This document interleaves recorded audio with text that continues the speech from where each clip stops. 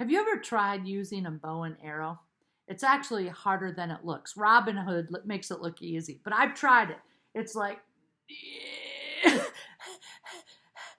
well, Oswald Chambers writes that our lives are like a bow and arrow in God's hands.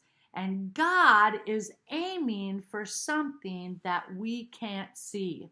And He'll continue to pull, and we'd be like, no, I can't take it anymore. And He'll be like, pull just a little bit more.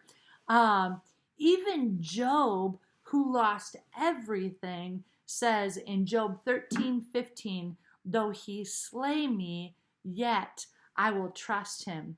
And so the stretching continues. I've been stretched many times. When Brittany was 2 years old, she was jumping on the bed, and then all of a sudden she does this high jump and lands on the hardwood floor on her head. So she stops breathing. Her eyes kind of go into this blank stare. We pick her up, put her on the bed, and 30 seconds later, which actually felt like 5 hours, she just does this inhale and lets out this massive scream, and we rush her to the urgent care. Another time I was stretched. Bailey was like 2 years old, a little under two, and she fell into this window well. And this wasn't just your average window well. This window well was particularly deep. It was like old school. So there she is down there crying, full of leaves and muck and mud. And so when we laid on the ground and reached our hand as far down as we could get it and told her to reach up her hand as high as she could put it, we just barely locked hands and were able to get her up out of the window well. Another time, Bobby was 3 or 4 years old, and my family and I were at the Mega Mall in the Twin Cities. Well, we were deciding where we were going to go next, and we happened to be doing that in front of an elevator.